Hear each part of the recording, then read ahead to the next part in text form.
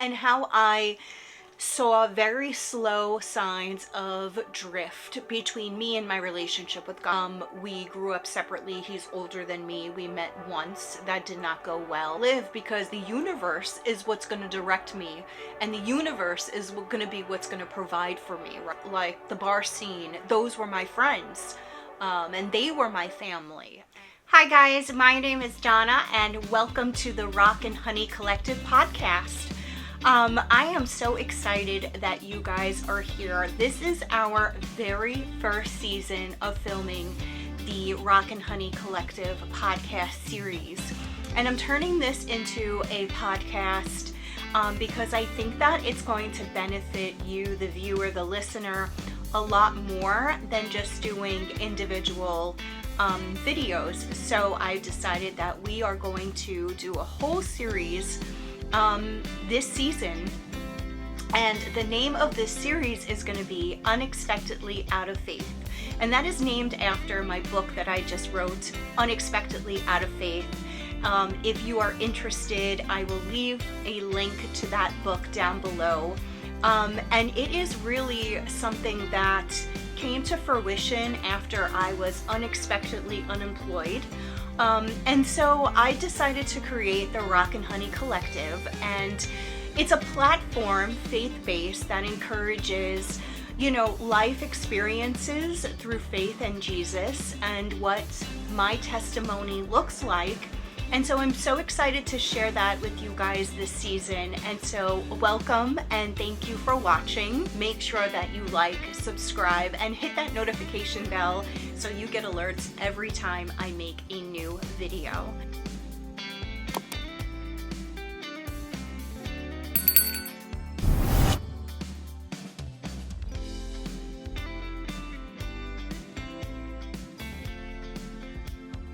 Hi guys, my name is Donna, and welcome back to the Rock and Honey Collective podcast. This is episode 2 of this series, Unexpectedly Out of Faith, and I am so happy you're here today. So let's just dive in to continuing the story of my faith walk and my testimony, and how I saw very slow signs of drift between me and my relationship with God. And that's what I call it. I call it a small leak in a tire.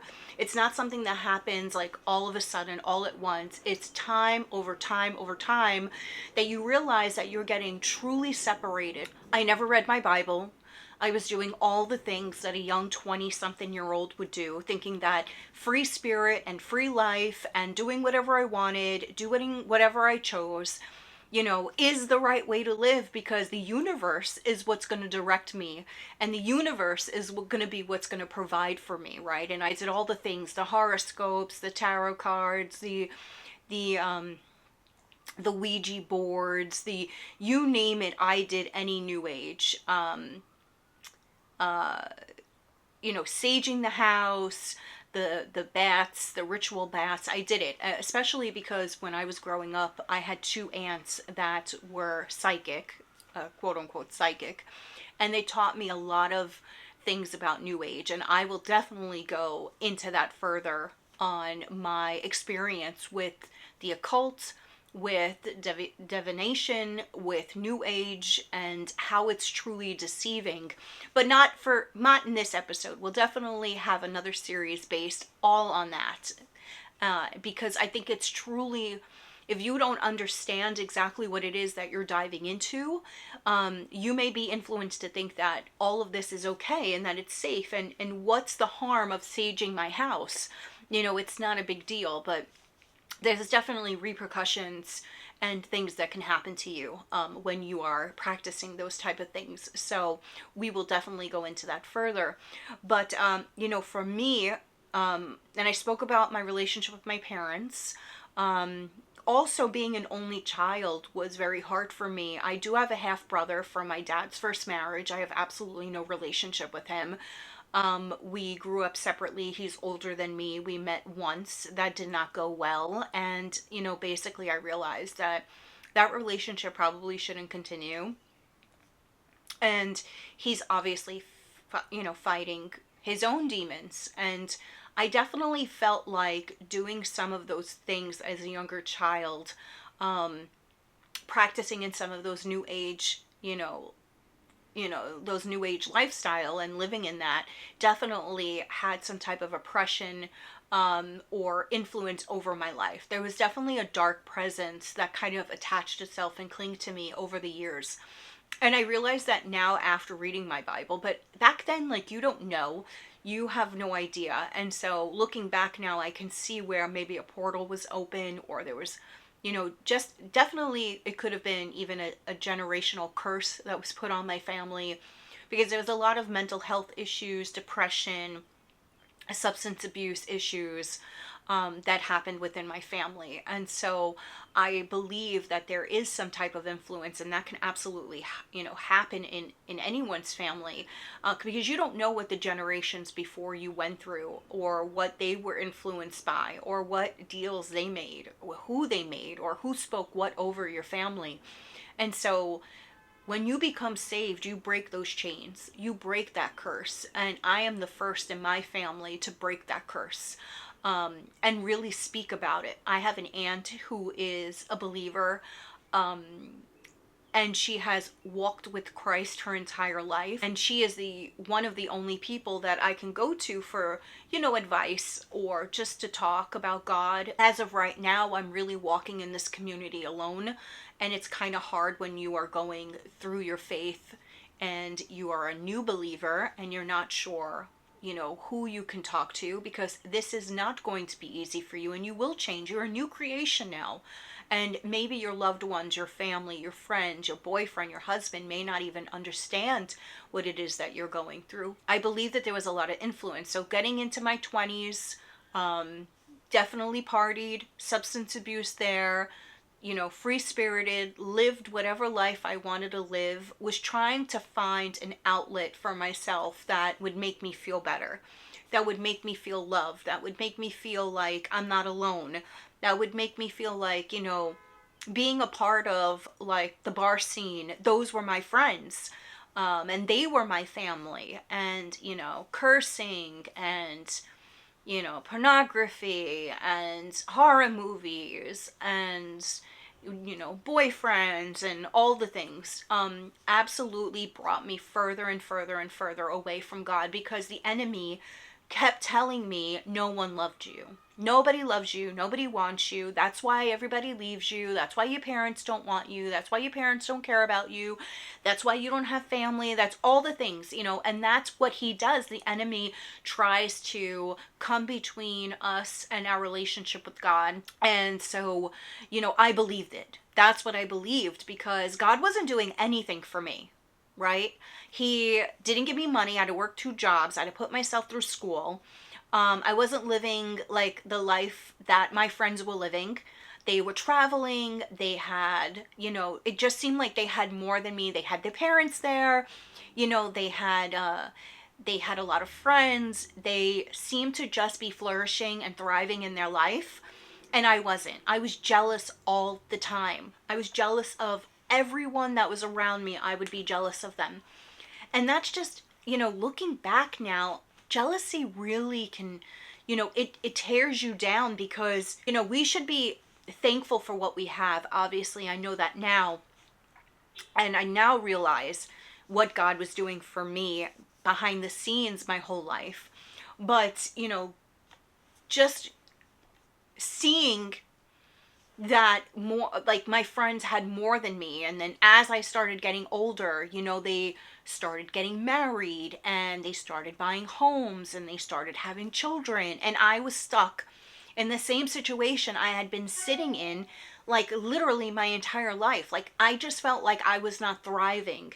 And, like, where were my prayers being answered from God? Like, I was praying for things, but I also was treating God like he was, the genie from Aladdin. I'm going to rub the magic lamp. I'm going to ask for 3 wishes. I was going to pray, and God was going to give me what I wanted. And, like, that's not the relationship that he wants with us. And, I was walking in my wilderness for 20-something years. And I didn't even know what the wilderness was. I didn't even know there was such a thing. I just felt alone. I just felt like loneliness was killing me. It was tearing me apart. It was eating at my it was eating away at me every single day. It was eating away, and I would just cry and scream and like curse God and say, how could you do this to me? I am a good person. I don't do anything wrong. I'm not here to like hurt other people, but yet I just see that God is just blessing everyone with so many other things except for me. Like, where was God blessing me with any of these things? And I just felt like he wasn't. So the last we left off was I hadn't talked to my parents from the time I was 13 to the time I was 20. And so what had happened was the way we kind of reconnected was my dad had a stroke. And he had more than one stroke. He had a series of strokes. He was only... Have you ever felt like God just stopped listening? You watched all your friends move on, but your prayers, well, they seem to go unanswered. You feel alone, discouraged, and disappointed. So your faith, well, it just quietly disappeared. I know that feeling because I lived it for 44 years. Hi, my name is Donna, author of The Unexpectedly Out of Faith and the founder of the Rock and Honey Collective. This book will not teach you how to be perfect in your relationship with God, nor is it a self-help how-to guide. It was written with you in mind, so you can find community through my testimony. A story about my journey through doubt, disconnection, loneliness, and redemption, and how Jesus met me unexpectedly in the middle of my wilderness season. These pages were written for the person who ever felt lost in life, for the one who once believed but now isn't so sure, for the one who feels numb, forgotten, or just too far gone. If you were like me and you whispered, screamed, or even shouted through your suffering, God, where are you? You are not alone. This book is a reminder that even in silence, God is still moving. You are never too lost to be found, and God is working behind the scenes to prepare you for your journey. If he could save me, he could do it for you too, because he loves you. Unexpectedly Out of Faith is available now on Amazon as paperback or an ebook. And don't forget to check out my other books, Unexpectedly Out of Time and Unexpectedly Out of Office, as well as my 4-month Christian Revival Journal. Want more? Head over to www.therockandhoneycollective.com and subscribe for exclusive content, perks, new releases, and to join a growing faith-filled community. With love. He started getting sick in his late 50s, but then he had a stroke in his 60s, and he went on dialysis and kidney failure, and he was really struggling with his health for about 9 years before he passed away from liver failure. And so my aunt, the same aunt, was like, you should go talk to your dad. You should call your parents because your dad had a stroke. And I was thinking to myself, why should I? They weren't there for me. All the times that I needed my parents for the prom, graduation, boyfriends, heartaches, things that I needed them for, school plays where I'm watching kids in the front row, their fathers are there with their video cameras. My parents weren't there. I had no relationship with my parents for all of those years, and it did something to me. It truly broke me, and the neglect and, the unloving relationship that I had with them made me think to myself, why should I go back to speak with them? Like, why does it need to be me, right? Like, why does it need to be me? But, I did it anyway because I was a good person. I was a good kid. And I said, all right, I'll call them, I'll see what's going on there. And, I opened the door and walked back in. And I know that that's not easy for some people to do.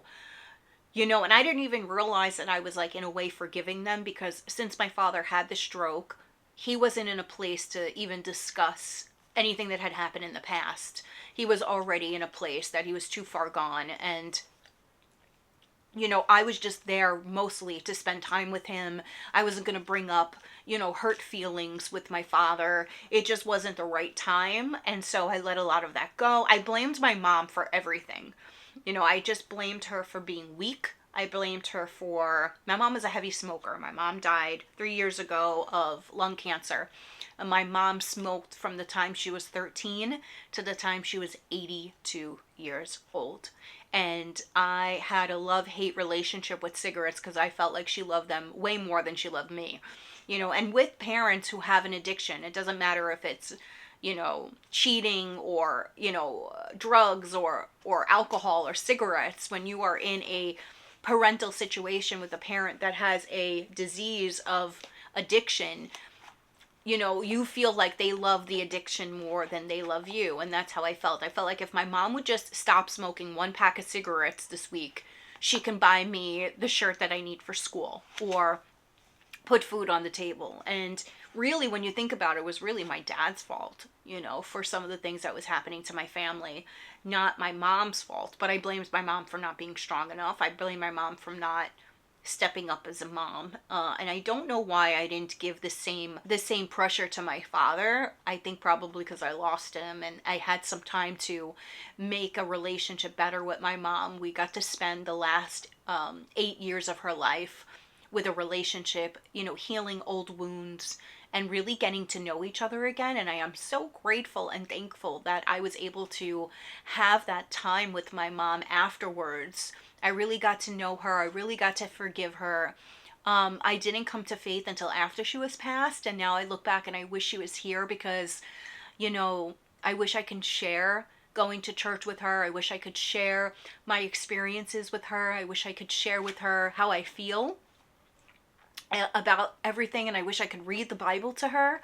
And so I really do miss my mom in that relationship because we grew really, really, really close, and I can't be more grateful. So if you are in a situation with your parents or a sibling or someone in your family that you just can't forgive, and I understand situations are different for other people, you don't need to have those people in your life. You don't need to have the negative if they bring negativity to your life, but you could be the light in your family's life. And we know that the only way that we can grow closer to the Father is through forgiveness of others because they don't know what they do.